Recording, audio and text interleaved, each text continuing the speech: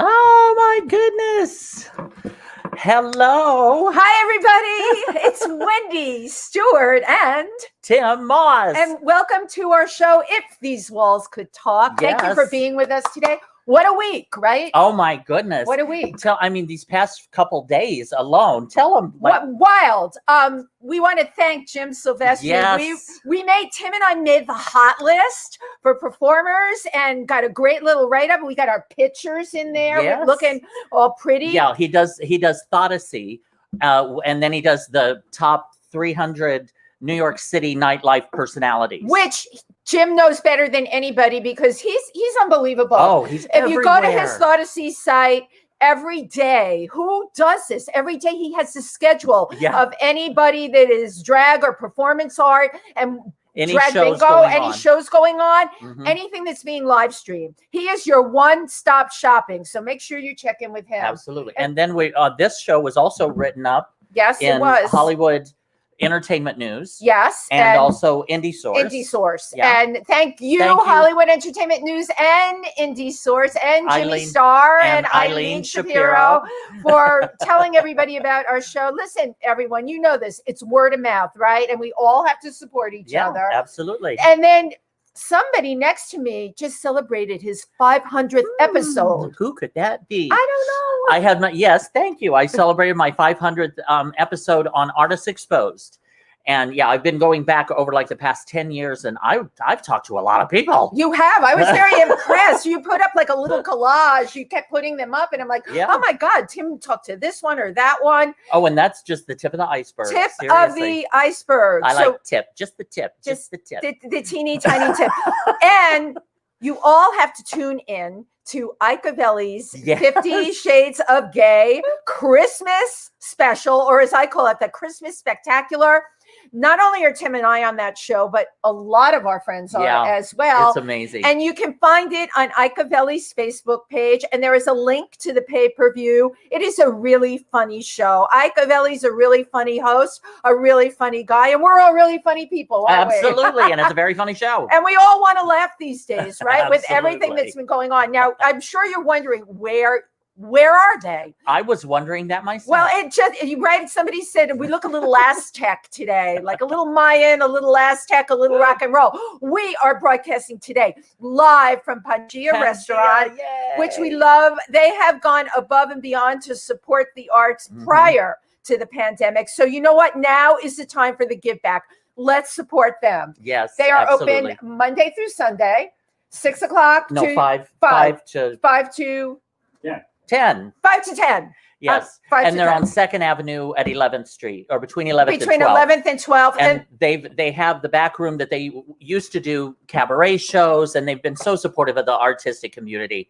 And so now it's time for us to come out and support them. Absolutely. And the food is amazing. I can attest to that. Okay. I think we're good, well, right? Speaking of funny things, we're very festive. We're festive, funny and festive today. Okay. Our guest is incredible. We have an incredible guest today. She is a comedian, trans comedian. Her name is Jaye McBride, and we are going to have a blast. Welcome, Jaye McBride. Thank you so much. It's nice. Pangea, by the way, supercontinent. Am I right? Yeah. Right? You know. I'm smarter than I look. So, and it's nice to hear you guys talk about how great things are going for yourself. Because I don't know what reality you're living in where things are going that well, but I need some of that. I don't know. I've been watching, My 600-Pound Life and 90 Day Fiance nonstop. It's because at the end of this, are you enjoying it? Well, yeah, but at the end of this, I'm going to be one or the other. I'm either going to be a mail order bride or I'm going to be 600 pounds. And I don't care which. I don't care. You see, Jay, that's what we're talking about. You take lemons and you make it into lemonade. No, I make lemon. I get lemons and I bitch about lemons like for the next 6 months. It's like that's all you hear about, and I never forget it. Well, we are so delighted that you decided to join us here with a positive kumbaya experience with Tim and Wendy. Now, for people that don't know you, which I can't imagine, I would think everybody knows you, Jaye McBride. Right. Hard to imagine. Yeah, hard to imagine. A little backstory. You are a comedian, and you do call yourself trans comedian. Let's go back. Let's go back in time. Let's go back to rewind. Jay, let me see. I do know a bit about you. You came from upstate New York in a rural part of upstate New York. That's right. That's right. You're doing great so far. You're doing great so far. Is that how far back you want to go? That's all I remember. No, let's go back to the womb. Right. I was going to say, I still remember the circumcision. I'm just like, keep going, like, you got to take more than that, Doc. No. it's like that fed my life from there on out. It was like unfinished business, and that's what started it, I'm sure. Right, from the very beginning. So from upstate rural New York. Yes. I mean, that growing up there, that had to have been interesting. Yeah, that's such a nice way to put it. That's like saying that's like saying you're colorful. You're a little colorful. No, it's incredibly, it's like, for those of you who don't, like, New York City's great, like Albany's great. There's some little pockets of really cool towns, but like anywhere in between, it's basically Alabama, like upstate New York. It's like, the only difference is like they have Confederate flags up here too, but we weren't in the Confederacy. So these weren't hand-me-downs from, whatever. These flags are like, they went out and bought these flags. That's like the kind of town I live in. And you grew up surrounded by old Confederate flags, and didn't you grow up like in a deer carcasses and stuff like that. Yeah. Deer carcasses farm area. So like your early time in school, obviously from the very beginning, from the circumcision, you knew things were for you, not the same for everybody else. Right. And it's one of those, like, it's, I think a lot of trans people have this experience where they try and hide it once they realize something's wrong with them, and especially in a town where there weren't gay people, or at least, like people left to come out of the closet, right? And then came back.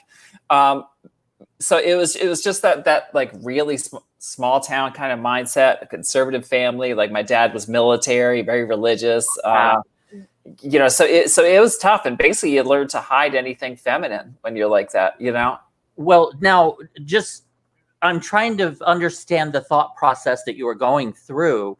Did you label yourself as gay at one point, or did you always know you wanted, what was the progression of events? Yeah, I never felt like I was gay because I was never a man. You know what I mean? So it's like I was never that's incredible. Right. Yeah. Well, thank you. I worked on it for it. You guys can keep it if you want. We'll give you credit though if we use it. Is that right? No, it's just like, it's when you're outside, when you're inside, doesn't really matter. Outside and you're with a guy, it's just different, and guys are gross. So, but like I'm attracted to guys. I just wish I weren't. It's just they're a lot of work. You say that all the time, Tim, right? But no, so I basically I didn't, I know I look like I'm 23, but I'm actually older, and I grew up before the internet, so I didn't know what it was. I didn't know what to call this, being trans. Like the only place to see like anything close was those, sensational talk shows, like Geraldo at the time, or like Sally Jesse Raphael, and then throw chairs at each other and all that. I've been on those. Right. Right. Exactly. But better times when Geraldo got hit in the face with a chair. There you go. I know we all live for that magical moment. I know. I may.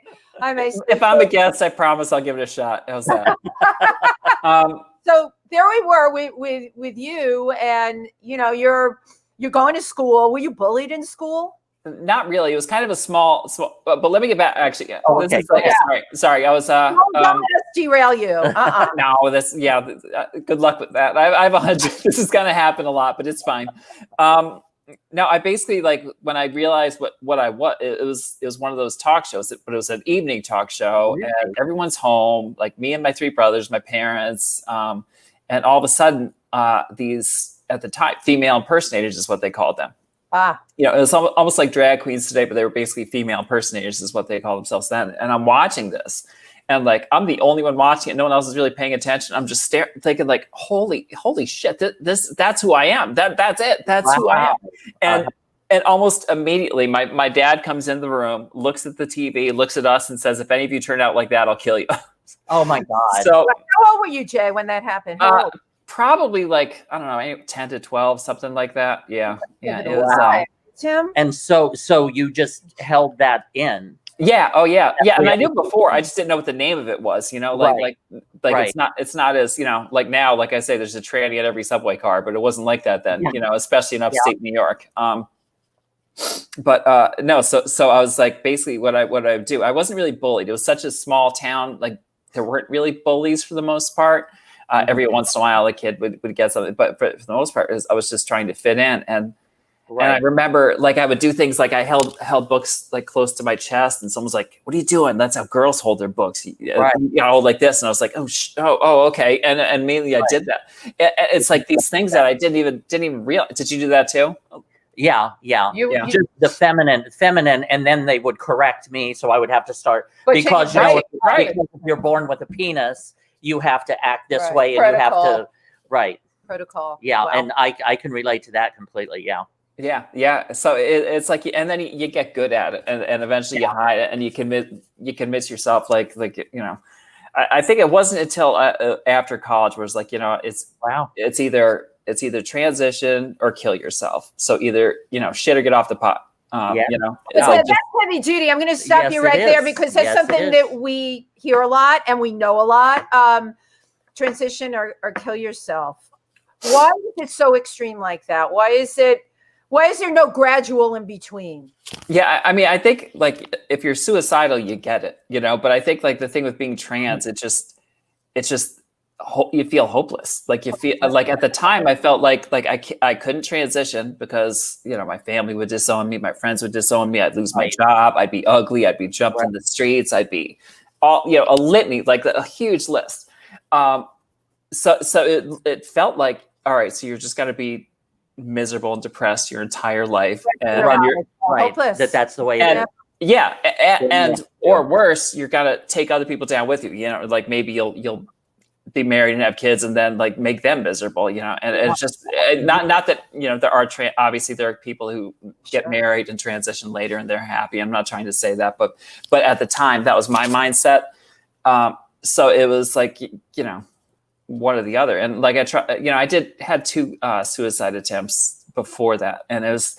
Wow. They're like the first one was a little half-assed. The second one was like at one point, like I would get really drunk before each time. And one time I went to grab a knife out of the drawer. I'm like, I'm going to slit my wrist. This is it. I'm going to do it.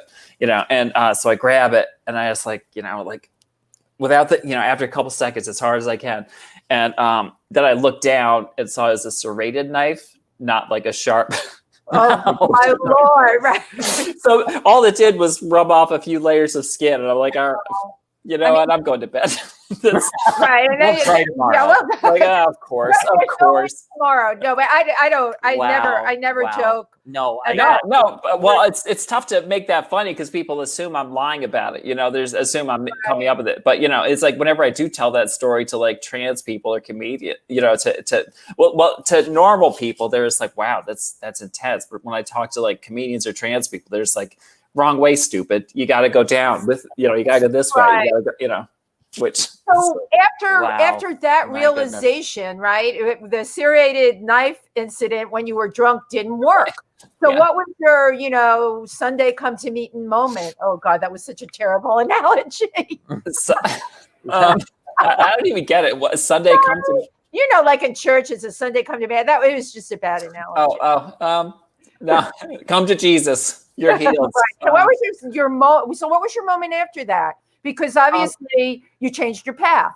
Yeah, I think at some point, like you convince yourself, like, all right, well, you can make it happen. You can make yourself happy. You can convince yourself of a lot of things by trying to be a straight guy. But then I think it was at one point I was in the car. And I was driving. It was, by the way, it's snowing in New York City. I don't know if you guys, you're in Pennsylvania. You probably have a foot already. But it was snowing. It was a little dusting. And I was like driving on one of the interstates there. And it was just, like, I wasn't even worried. I wasn't even driving like 45, 50 miles an hour. And all of a sudden I lost control and ended up like completely like going back and forth and back and forth. Then finally I just did like this whole U-turn and ended up facing the wrong direction. Oh my God. Yeah. And as I'm going, it's like, I see this like tractor trailer and it's just, it's one of those things you feel like, you just think, do this.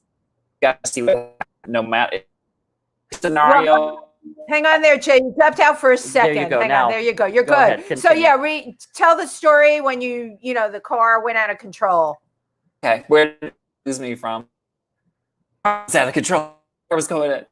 Jay there. Okay, you're traffic was up a little bit. What? You're There good you now. go. Yeah, whatever There you you did. Oh, so that's start magic. with the tractor trailer.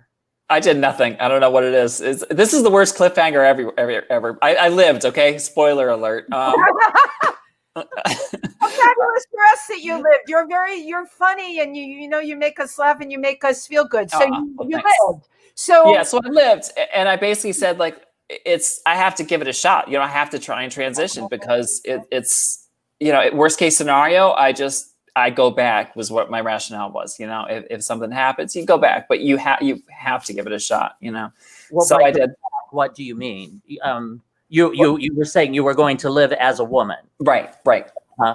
I was going to start the transition process, go to a therapist, get the hormones, all that stuff. Right. And but you were saying like if it didn't work, you can always go back. that's kind of how I felt. I mean, it's it's not when you transition, it's not like you walk in it's an indoor, get everything done and go out the outside, like that, like all that.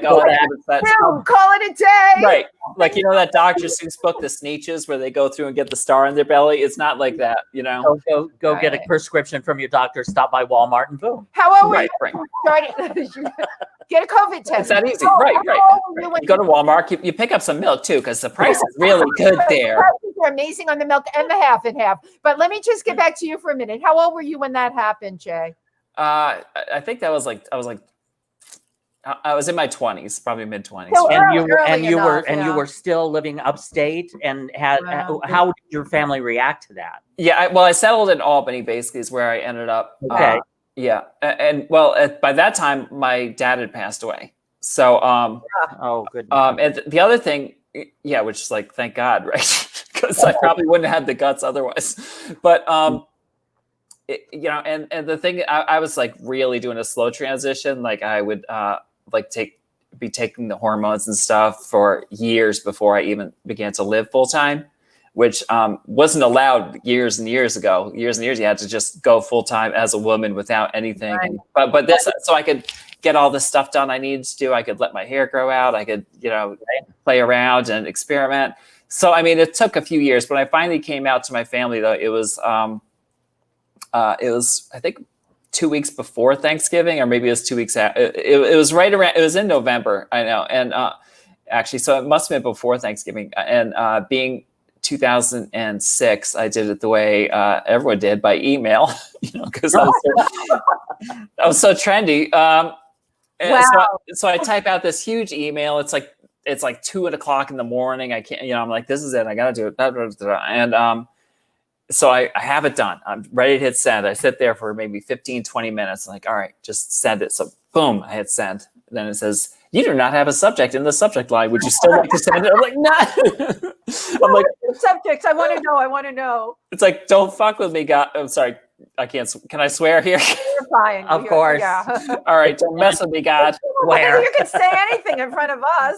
Well, yeah. I just started thinking, for all the 10-year-old fans that I have out there, because they're, Wow. So you sent this email to your family. That's that takes a lot of guts. It's right. Remember, I mean, not as much guts as doing it in person, but no. But I mean, everything that you've told us takes so much guts and so much courage.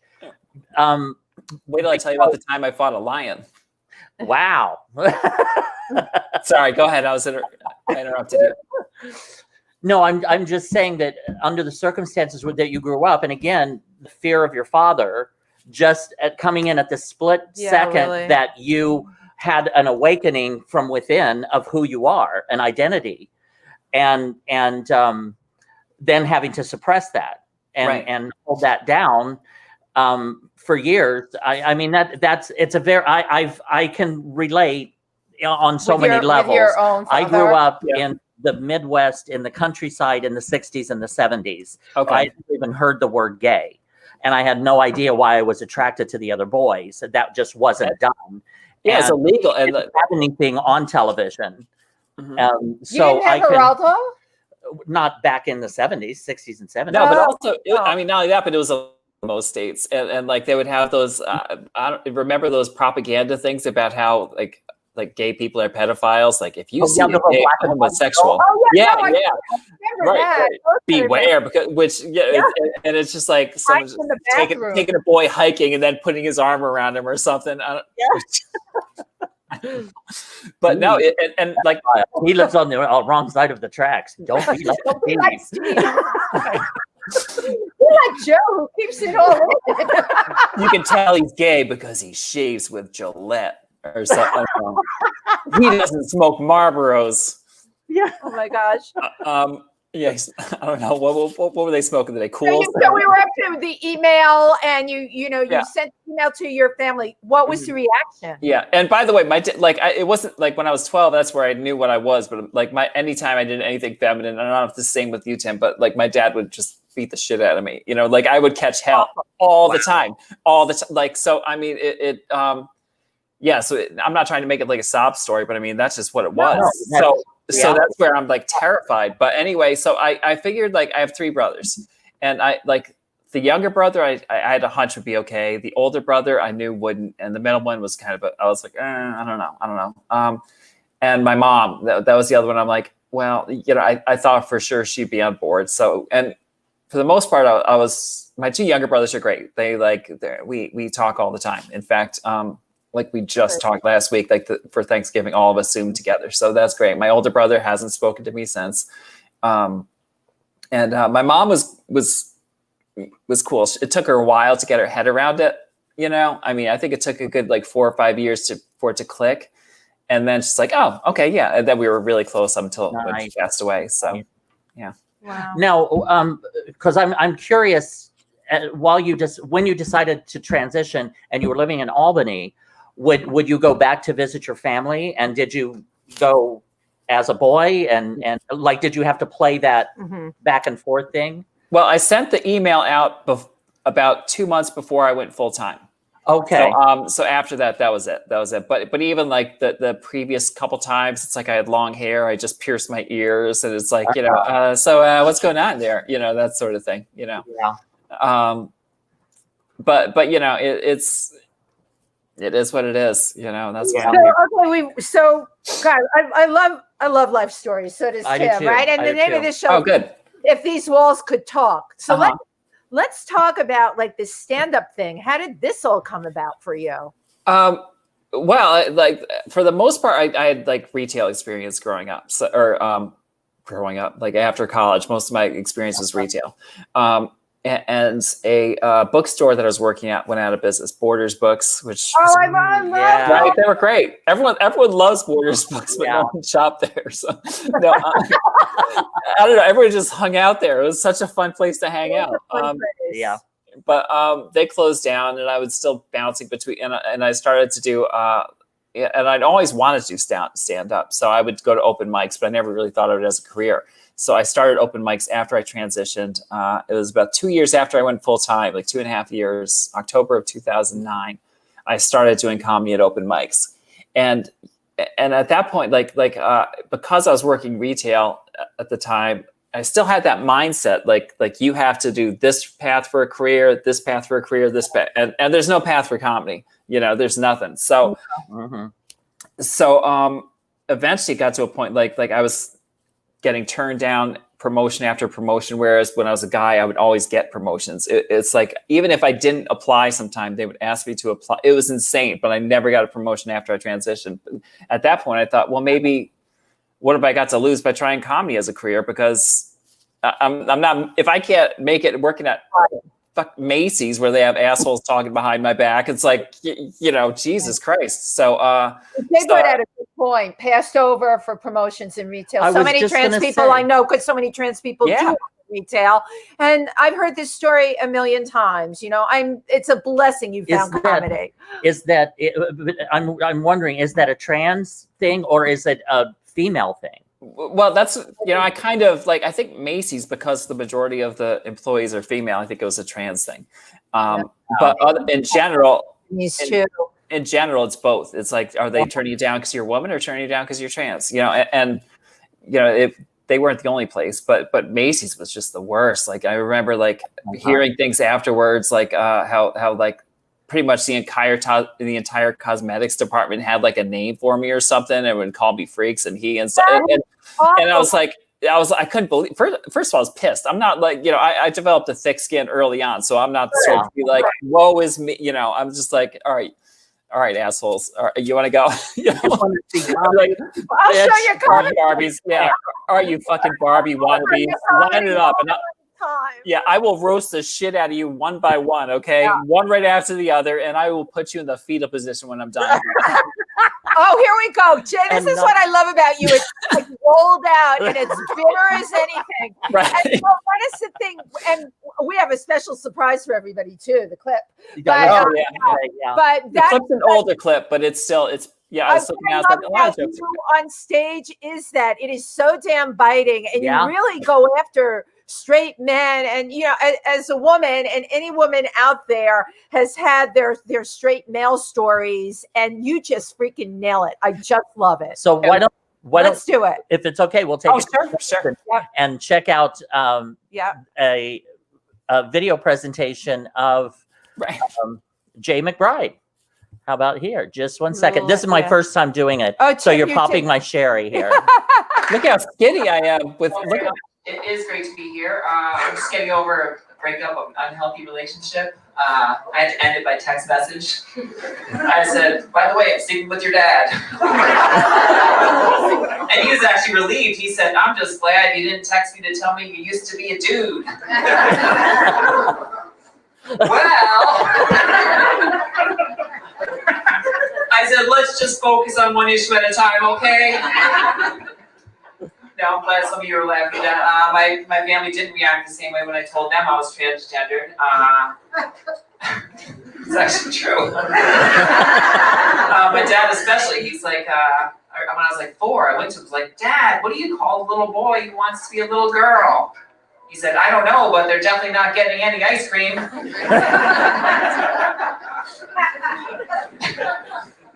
And my mom kept wondering why I was always asking for the board game Operation. And why I was so disappointed when I got it. Because let's just say I wanted to remove a whole lot more than his breadbasket and funny bone.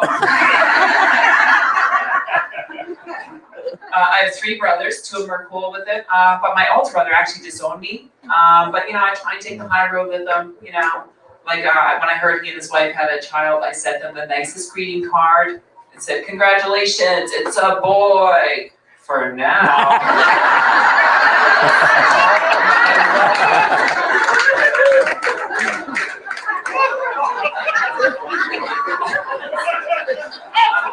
So I am dating now, and it's tough. It's tough to date as a transgender person because, you know, well, you think guys hate it when you lie about your age. And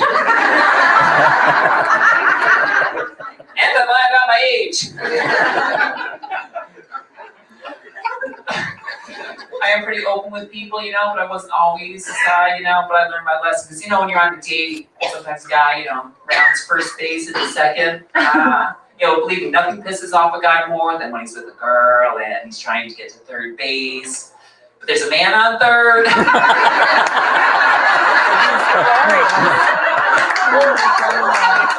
Well, thank you all very much.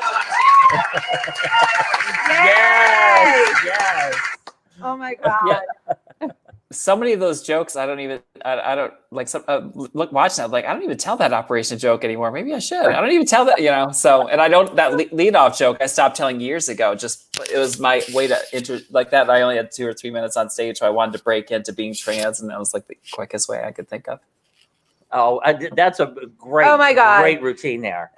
Thank you. A lot of your stuff on YouTube, and the thing for me, and what makes your comedy different I hate like using trans comedian. And I talked to you about that. I always didn't like, why am I saying that?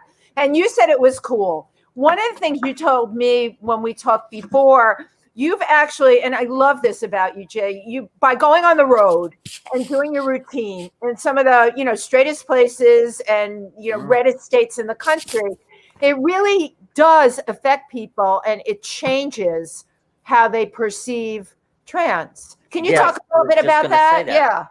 Yeah, I hope it does anyway. It got to a point like I always wanted to consider myself a comedian who happens to be trans, not a trans comedian. But it doesn't matter. It's like at this point, if you're trans and you're a comedian, people think, oh, that trans comedian. It happens all the times. Mm-hmm. So who am I gonna? But I have like Nebraska performed in twice, and I remember one day. So long ago, it was probably like 5 years ago. At the time, the people who put on the festival, they had me on 2 shows. They asked me, the first one was a clean show, and they asked me after I'd already agreed to do it if I would not tell trans material, and I was like, I know, and it blew me away. My name is Jaye McBride. Good night. Which is fine because honestly, the majority of my material isn't about being trans. So. But still, it's sort of like saying, would you say that to a lesbian comedian or a gay comedian or a Korean American comedian, anything? You wouldn't say it to anyone with their upbringing. So, but no. And then the second show they watched, and it was like, we should. I can't believe we wouldn't let you tell those jokes at the first show. I'm so sorry. And they apologized, and people who probably had never met a trans person, an openly trans person in their life, were suddenly. All right, you're not a weirdo. I mean, they still ask stupid questions, but but that's also how they learn. Right. Exactly. Like, if I had and you'll answer. Right. So if I had a nickel for every time someone asked me if I had a penis, I'd have enough money to afford to not have a penis. No, just kidding. I'm not going to tell you what I have. That's it. We don't go there. Now, do you feel in a way maybe a weight of responsibility in that position that where you're to educate the public? I definitely did. I feel like now it's a little different. There's so many more trans people out there, so many more trans comedians, in fact. So it's, I mean, at the time, absolutely. Like there were places that had never had a trans comedian, never seen a trans person. And it just, you realize like I wouldn't, when I first started, sorry, another story time with Jay. If these walls could talk, exactly. Go for it. Right. Like I wouldn't even talk about being trans. Like my material is basically just like I don't want to be the trans comedian, and quite frankly, I was terrified. I didn't want to. You're still reading stories about people being murdered in an alleyway for being trans. Not that that's changed; it's happening more and more every year. But especially the last year. Yeah, especially trans women of color, because like they're the leaders of the trans community. Trans women of color are by far the front and center of this community, the leaders, and they're the ones taking, and it's terrible. But I remember at the time I was just afraid, and then some like, and then you read like I think it was around the time that Jazz Jennings put out her kids book, and I'm thinking like, here's this 6-year-old getting death threats for being open, and I'm too chicken to talk about it on stage, and it just it just felt so like dirty. I felt dirty, quite honestly, and so at that point I was like, I got I got to be authentic, and I'm going to talk about it, and and I did, and I haven't looked back. So good, and I want to thank you for that, because once again, that takes so much courage, and you've had so many moments in your life of awakening, which some might have taken longer, but you embrace them. It's you have found in your path your authenticity, and it's beautiful. It's wonderful. Well, thank you. I appreciate that. But just keep shining, and to alleviate the fear, right? Mm-hmm. I love that you were inspired by 6-year-old Jess. I know. I know. It's like I'm a little too old to have a 6-year-old for a role model, though, don't you think? But you know what, Jay, never, because even like you, when you go on the road, when you go into places where they never met anyone that's trans, exactly. We are hoping in the next 4 years, right, at least for a trans president. We are hoping, we can educate people, absolutely, and just make things a lot better. And the mortality rate of trans people being killed that goes alleviated.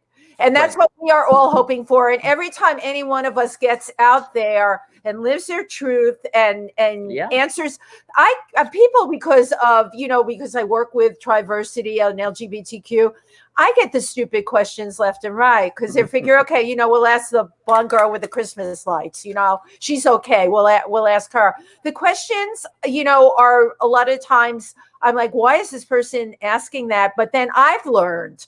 See, I had to learn, Wendy, you got to cool that down and you have to be able to give a good, educated answer to somebody. Mm-hmm. And that's all any of us can hope for. Yeah, exactly. Well, that's something that, like, we used to call it Trans 101. Whenever someone would meet a trans person, they'd have all these questions. We used to call it Trans 101 because you're educating them in essence. And so I did a TED talk about 5 years ago. So I called it Trans 102. And even now, those questions are almost like what I covered there was almost obsolete now too, because so much has changed. Wow. But, also it's also another era under, the Trump era was just like, I don't think I could have performed in red states like I did under Obama, I just don't think it was too terrifying. Absolutely. Right. Absolutely. Can I ask you an odd question? Sure. I'm odd. So what? The success of RuPaul's Drag Race, do you think that has, and its popularity, do you think that has helped the trans community in some ways or hurt the trans community in some ways? I don't think it's had any effect. I think it's had very little effect. I mean, and RuPaul is not exactly an advocate of the trans community.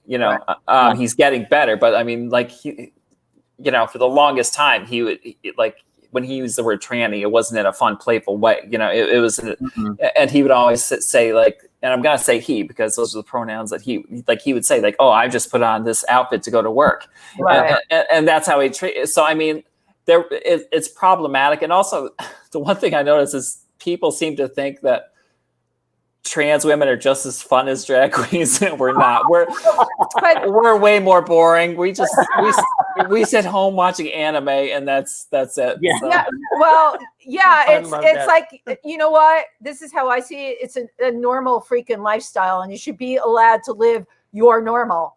Everything deserves that, but.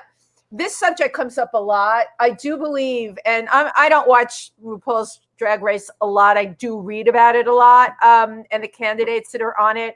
I do feel that to reach mainstream, because we do want to educate, that is somewhat of a vehicle, because 3/4 of the people out there do not differentiate. No, absolutely not.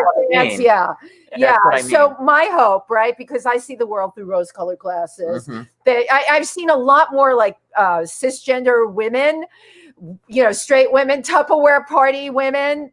They love of course. Right. Of course. But that's kind of where I'm coming from, is because they don't take drag queen serious. They and a lot of times they will compare drag to trans because they don't really know the distinction or the difference. That's kind of where I was coming from. So that's why we need Jaye McBride on stage to give them the truth about dating straight men. Right. Well, my favorite thing too is like whenever I see a guy who's like not having, like every woman has to deal with like a guy in the audience, like seeing a woman come on stage and he immediately goes like this. It's just, they have this like, okay, make me laugh. Like they'll give guys the benefit of the doubt, but not necessarily women. And definitely. God. So when I see someone like, what's that?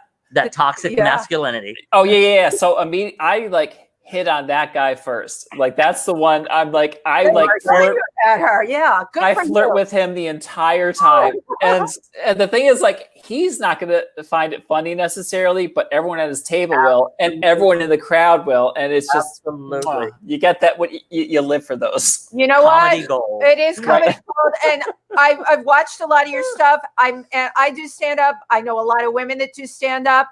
I feel like you're an advocate for all of us, for the drunken straight asshole at 2 o'clock in the morning that wants to hear tit jokes. Right. And nothing you say is going to make them laugh. And somebody like you comes out and you just rip them to smithereens. I'm like, yes. Yeah. And like, I don't attack people for the most part, but if they started, I finish it. Yeah. It's that sort of thing. But, and fortunately for me, that's like the good thing I think of doing comedy in Albany. Like it's you don't get better by performing in crowds that have the exact same viewpoint as you. You know, I mean, those are easier. They're more, they're more fun. It would be more fun if I only performed at, bar shows in New York, but you get better by performing in the hard crowds, the tough crowds, the crowds that don't necessarily like. So you really learn to cut your teeth. Yeah. And once again, that takes a lot of courage. Yeah. I am in such admiration of you. Again, you whether you perceive it or not, or see it or not, you have led a very courageous life. And I want to thank you for being a pioneer, somebody who has the courage to firstly find and accept your authenticity and then live it. Right. Keep going. More compliments. Come on. Thank you, Tim. Thank you so much. That means a lot. So I truly appreciate that. I don't consider myself brave or courageous, quite honestly, but people say that a lot, and getting up in front of a straight audience and attacking the toxic masculine identity is not courageous. I don't see, I've you heard my background. What makes you think I have any self-esteem that would compliment myself? That in itself is. I want to know, how is Jaye McBride, this tough-skinned Jaye McBride, getting through this pandemic? Mm-hmm. I'm an armadillo. I learned to be an armadillo at an early, after my transition. People make fun of you. You're like, you learned to deal with anything, and at least I did. And I think honestly, right now, what I've been doing, I've been spending a lot of time drawing and cartooning, which I love, and it's really fun. What's aggravating is that I look at the stuff I did at the beginning, and the stuff I do now is so much better. It's almost like I feel like I have to go back and improve it. But I did something like 4 weeks of a comic strip, 5 weeks of a comic strip. Wow. I did a 28-page graphic novel. I've done, my goodness, dozens of one panel cartoons, and I'm finding a lot. It's a lot of fun, but also it's this day and age. It almost feels like comedy isn't the same. It's almost like you don't have to stand up in front of a crowd and tell stand-up comedy jokes. It's almost like you can get your point across in any number of ways now. So that's very it's a very internal thing. What is your comic strip about? Well, I have a couple. The main one that I started doing it's called Susie. It's about people are gonna say oh, this is somewhat about you. It's about an 8-year-old girl who's trying to get who's living with her single mom, who's trying to get back with her father, who happens to be Satan. So she's a hell spawn. So there's a lot of plays on those old horror movie tropes and stuff like that. And I was gonna call it Susie Hellspawn, but I think that sort of ruins the pitch. But this name, Susie Hellspawn. Yeah. So it's really fun. It's just to have this little kid with a dark, twisted, it's just a play on, and it's really fun. It's really fun. It's so how do people find out more about you, Jay? Well, that's on my Patreon account at patreon.com/Jaye McBride. But you follow me on Twitter. I'm at 4,800 friends, so I have room for 200 more friends on Facebook. Okay. I have plenty of room, so send me a Facebook request. Facebook, yeah. Jaye McBride or Insta or Twitter. Those are my main hang is Twitter, trolling Republicans. And then YouTube as well.